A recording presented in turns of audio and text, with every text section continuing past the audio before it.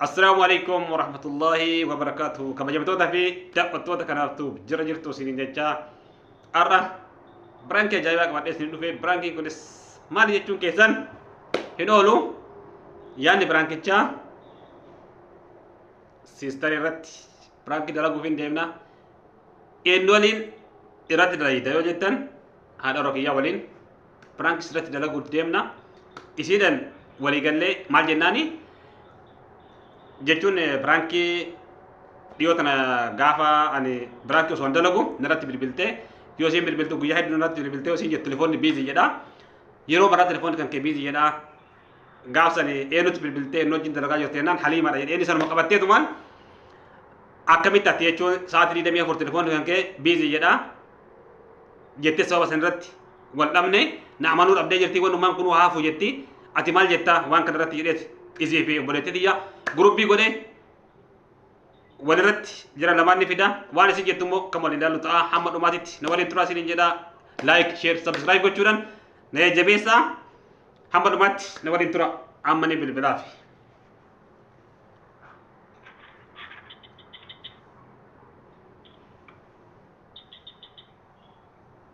Bilbileefii jira kaasa daddafaa kaasa.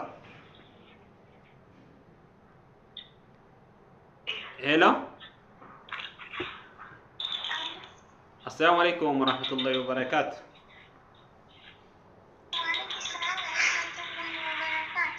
Kam nagami?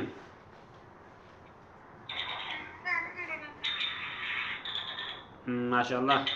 Baga jerat. Kami dalagan? Naga kabda? Wallahi alhamdulillah anis naga jerat. Watak kamu jerat naga melihat kami.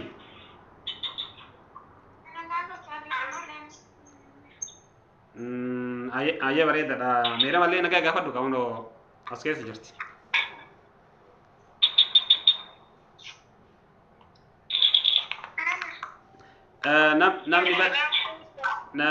Namni balleesse musallee nagaa wallahi alhamdulillah. Namni balle seenee jira.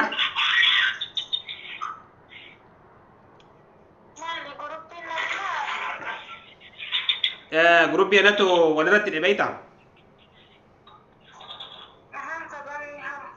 sababni jechuun omati ganama galgalallee argitee akka naa qabtu kana dhugaa jirtu haa hubattuu fi dhugaa jechuun narraa hubachuu diddee hunoo obboleessi kan keetillee si ilmaan abboota tiimi obboleessi kan keeti obboleessi keeti irraa hin amante jedheeti ni yaada ammallee akkasuma argitee obboleettii biyyallee wanni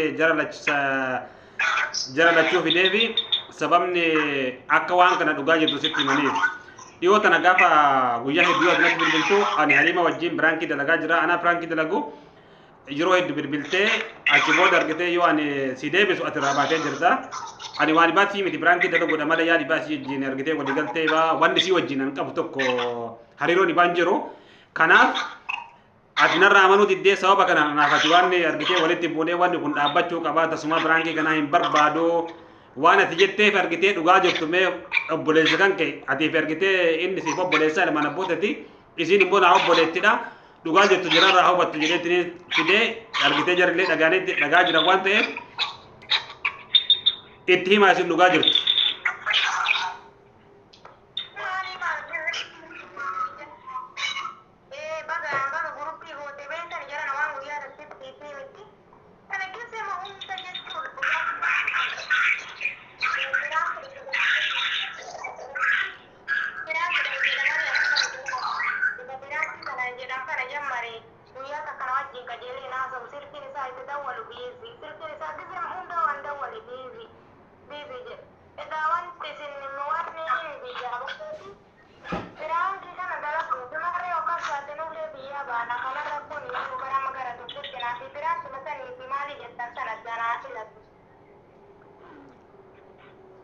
Amma jechuun amma kaa jechuun isin dhageettanii jettan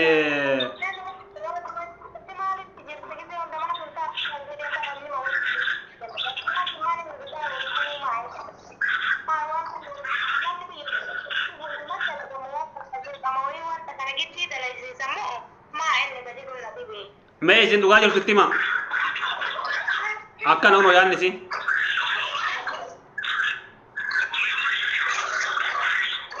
sagaleen keessan qulqullina hin qabu eenyu bira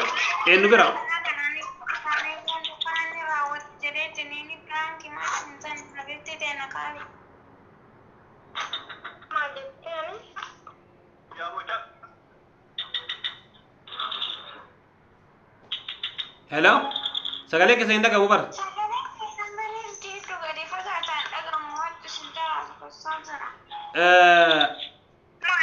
Musa bira na fakkaate Musa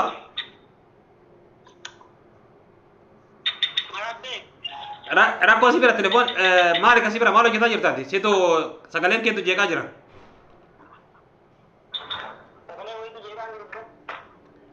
ayyaam amma sirraa jira haasayam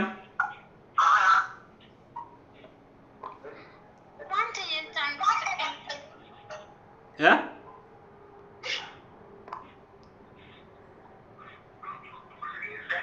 hello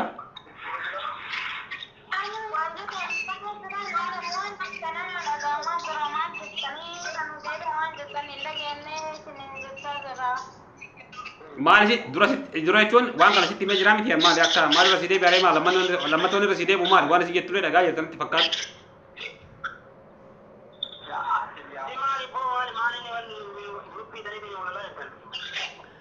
grupi ini jechuun wannan grupi ini isin fideef beektaa maal jette dhiyootan haliima wajjin ani yeroo hedduu isin bilbiltu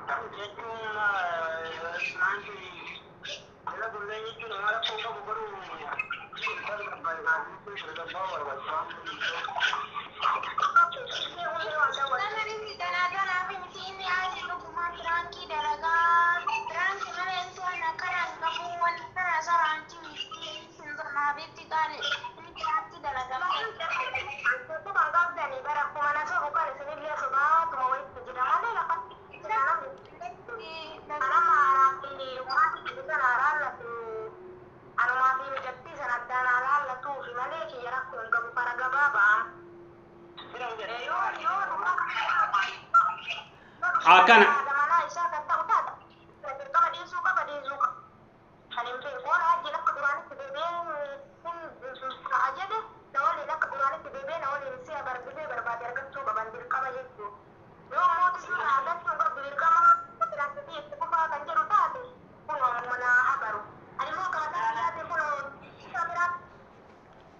dhageettan kaajara dhawnu akkanatti ganama galgalallee na wakkasti kama gura keessan hin dhageettan kana ani waan ifaatitti argitee waan itti jiru hin jiru ani biraankii dalagaa jira biraankii dalagu yoo rakkoo ta'u taate argitanii dhiisuu hin danda'a rakkoon qabu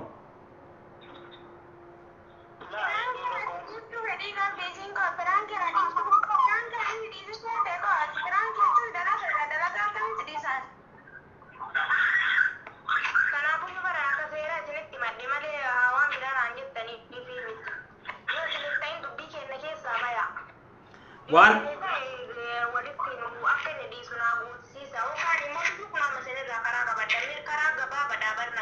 jari dhugaa sitti himaa jiranii bara jechuun ati waan namni siin jedhu namarraa maan faamne waan jiru sitti himaa jiranii miti namarraa fudhattu ati dhugaan jirtu kana waan itti jiru tokko jiru biraankii dalaguun rakkoo maal qaba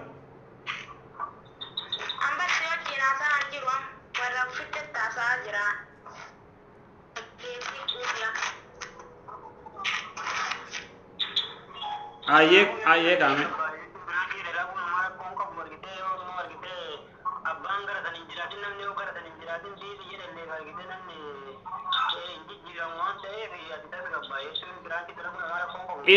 Ina Musa jechuun ani kawalin dalagu namoota shan namoota jaha qofa kun argite namoonni sille sunis namoota namisin beeytani waan isin fide fille atille dhugaa jirtu temi sifo bolettira miti argite waan isin fide fille obboletti tan teeti dhugaa jirtu anaafati immoo hagama goletti annullee hagama kees kiyya kameetullee mana kiyya leen beeyte waan ta'eef dhugaa jirtu temi yoo sirra amanti amante waan immoo obboletti tiyallee fide sille obboletti si waan fideef dhugaadhaaf fide dhugaan jirtu kanaan waan ibaa argite hariiroo ibaa ka waliin qabu hin jiru.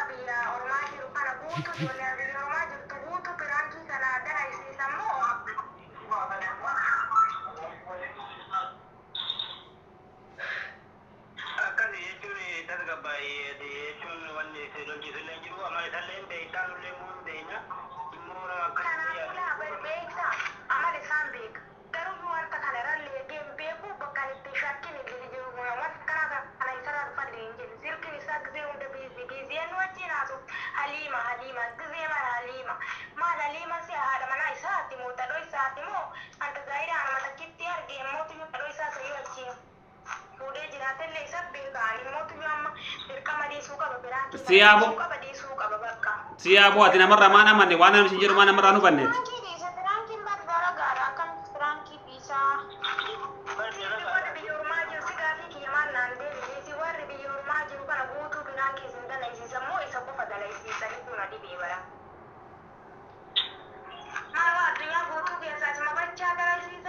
nami dirqama ati dala ciisin jiru bar kun fedi keeti bar kun fedi keeti bar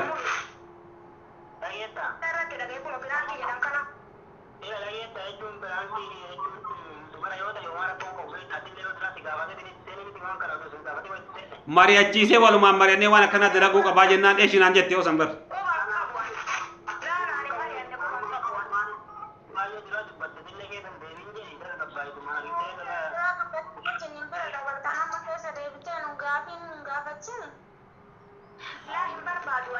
ina jalqaba gaafa waan kana banu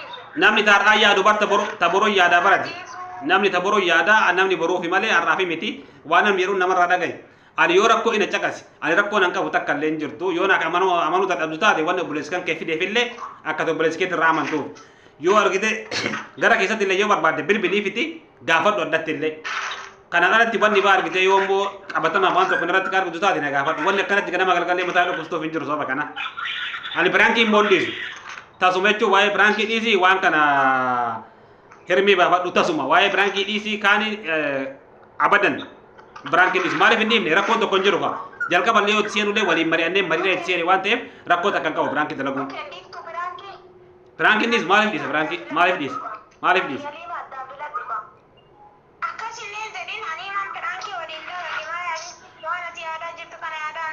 ya Allah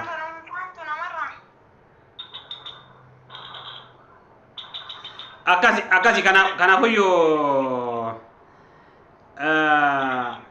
amma jarana wonni gonu di famanu rata amma branki sirat dalaina nafsi walla ballen kabnu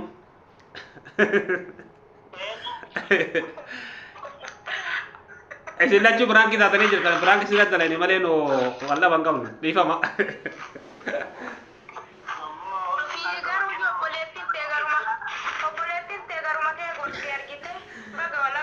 la gara ki yegoro mi duga jiro dubatte bar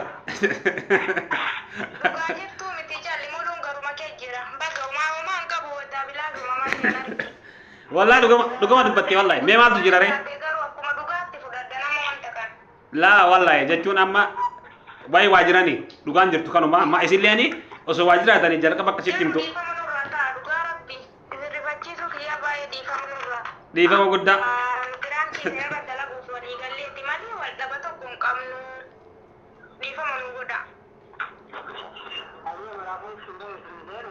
Biraanki kana namni jabeessee jechuun waan kanaa jabaadhu dalagii jedheetiin na gargaaratiin hin ture isiidha. Kanaaf argite yoo ani isiin bilbiltellee telefoon yoo biisi jedhellee yoo geessite deebisi jettee miseejji majalaan nakeetti malee waan akkasiin jiru akkasii isiniin jedha. Kanaaf hedduu galatooma argitanii daawwattoota isin ilaalaa jira waan ta'eef dhiifama nu godha. Horaa bulaa hin jenna jira. Hello. Aaranii jiran na fakkaate yobboo yaa'ani. Jiraan dhiifama nu godha. Heddumaa shabataan tokko namatti dhaabate dhiifama. Kanaafuu dhiifama nu godhaa jennee bar daawwattoonni isin ilaalaa jiran dhiifama biraankii isin irratti dalagne.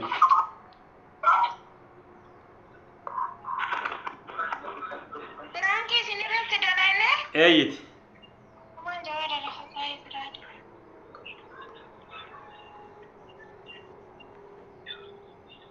Kabajamtoota fi daawwattoota kanattuuf shabakaan isaanii baasitti ni jira. Mucaan immoo bileessisi aaree cufate. Mucayyoo shabakatu baasee akkasii isin jedha kabajamtoota fi daawwattoota kanaaftuuf share, like, subscribe gochuu hin dagatinaa isin jedha.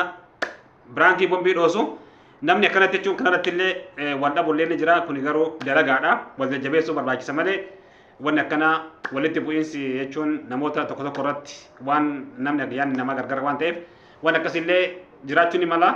Akkasiin jedha kabajamtoota fi daawwattoota kiyya. Amma viidiyoo baatii walitti deebi'utti. Assalaamu alaikum wa rahmatullahi wa barakaatuh.